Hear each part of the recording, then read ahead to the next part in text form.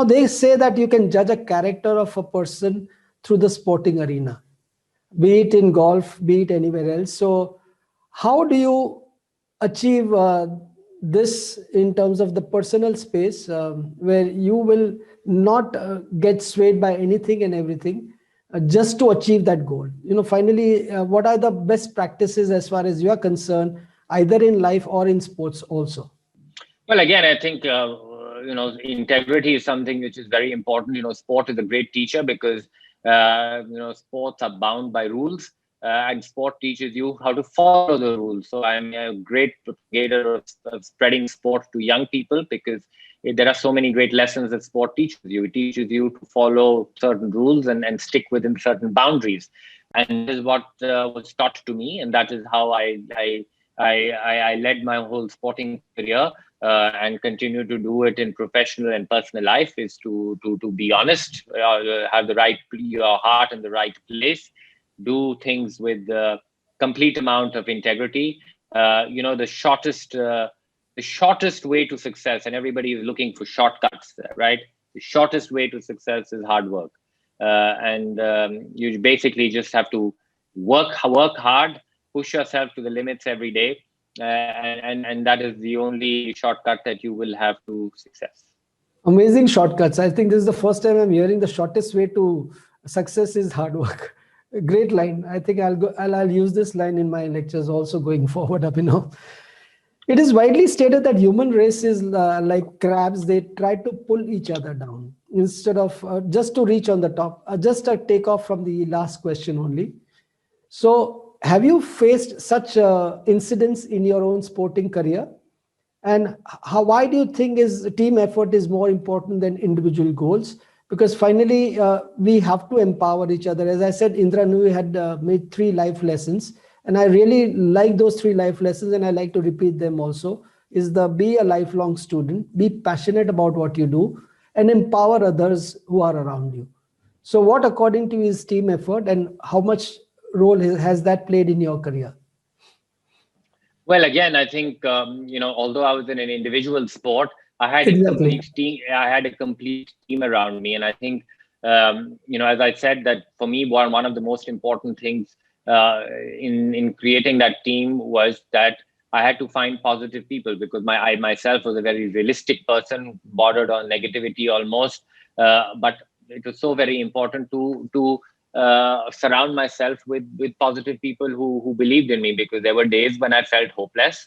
There were days when I failed very badly, but when I felt hopeless, my team continued to see a lot of hope in me. They were great believers in me, and in my hard work. And I think it is very important to build that right team with that right energy, and surround yourself with like-minded people, with people who will do anything to for good times and in bad. That is something which is very important. And you have to work with people. I gave a few examples early on with that coach of mine who I did not really who did not work with. But at the point of time, I had a big hierarchy and 9 people who I was working with at the same time, and I had to somehow become a manager of sorts, because yes, I was the athlete, but I also had to deal with 9 minds. And sometimes these 9 people and these 9 human beings did not really get along with each other. So I had to really work to sometimes set schedules when some of them who did not get along will not make eye to eye. But I had to keep them together. I had to keep the flock together. I knew that each one was there to support me, and each one was there to work on me. And I had to find a way to get the best out of them. Each one did not one person did not have the answers to everything. But did that drain you to manage 9 people, 9 egos, 9 emotions? Did that drain you instead of concentrating on your own, focus of? Well, it was something that I had to gauge. I think, yes, it took a little bit of energy, but knowledge and the positive aspects that I gained from 9 people who were working on different elements of my sporting distance. So there was a physiotherapist, there was a chiropractor, there was a coach, there was a mental trainer. So they were working on different areas of my performance, and each one brought some value to the table. And I I, as the job to bring the best out of that knowledge and grasp what I needed to do. I was hungry. I was thirsty for this knowledge, and So it was your own it need was also then which left to me. goaded you to keep this flock together. Absolutely, because again, I've remained a very open-minded athlete, always willing to learn, always willing to hear different thought processes, always looking towards the science of it, always looking for reasoning. When a certain coach told me something, I never ever took it on face value, and this was sometimes very hard for my coaches because sometimes in sport you just have to take things on face value. I always questioned them, I always prodded them, and when they did come up with the right answers and they did try to convince me, then I was all in.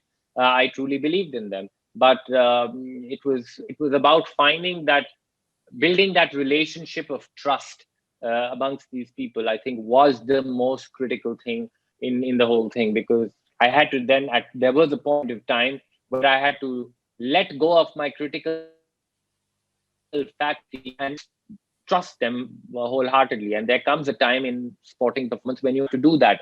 When I go and compete in an Olympic final, I cannot be suddenly start to critique or start to doubt what they're saying. And that is a time to try and let go and try and take that leap of faith. And that could only be achieved when that degree of trust was built between these individuals. So Abhinav, you were really fortunate that you had your own private shooting range, but not many athletes in our country have many government programs or part of any training sessions, etc. You have started Abhinav Bindra Foundation just for that reason, and not only concentrating on air rifle shooting, but other sports also. If you wish to say something about your own foundation, Yeah. how is So it reaching I out mean, to yeah. So athletes from firstly, I'd like different to. walks of? Yeah, yeah.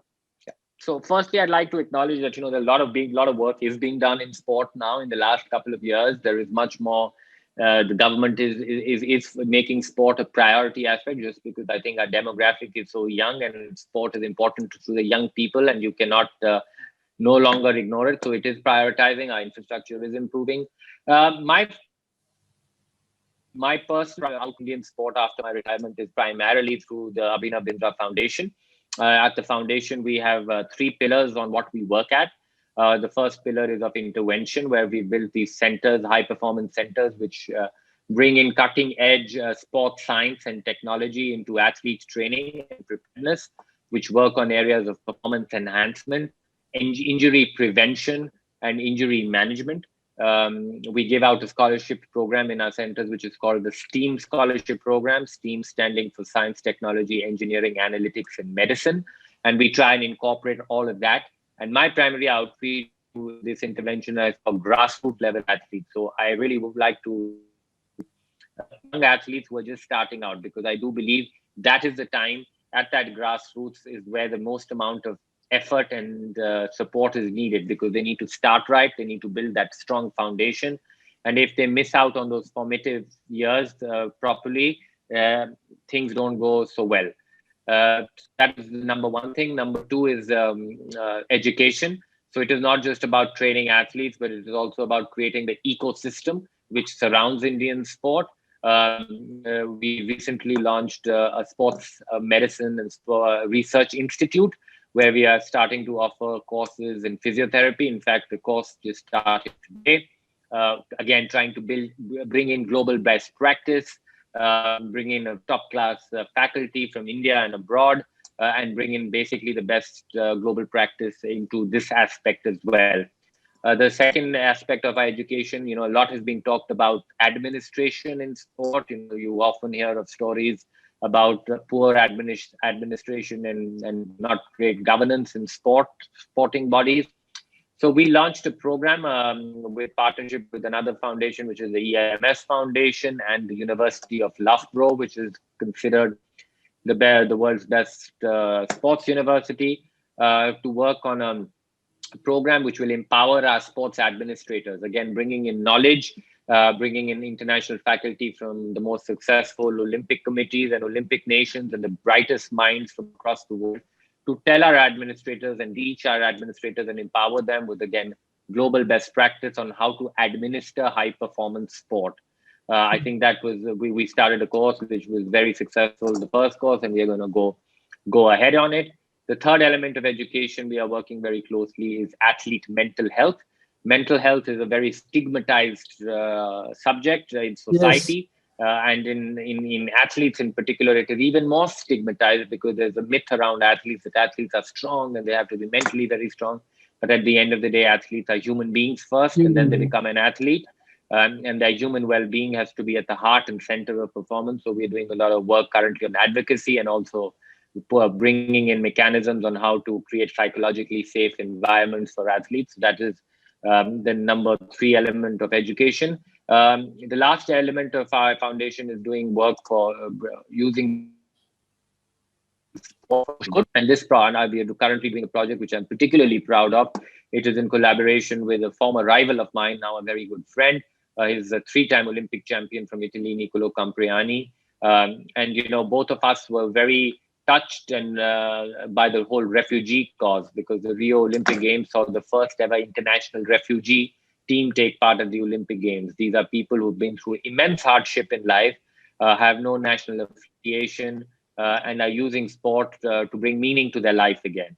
So Niccolò is based out of Switzerland. He works with the International Olympic Committee, and we started a program with a selection process through 25 refugees, and we picked 3 refugees, and we are attempting to make them athletes in the sport of shooting. They're already athletes, and we hope that they will qualify to be part of the international refugee team at the Olympic Games in Tokyo, which will now be held this year in July. Which are the other this is the work.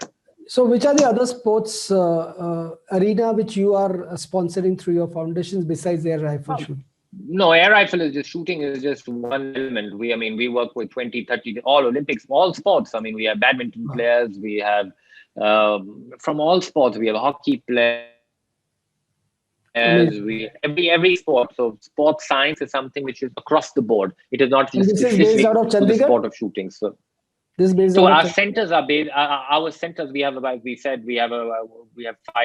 centers. A big center in Bhubaneswar in Orissa. We have a center in Bangalore out of the Padukone Dravid Center of Sports Excellence. We have a center in Mohali. We have a center in Delhi. We have a center in Pune. So it is widespread and amazing work.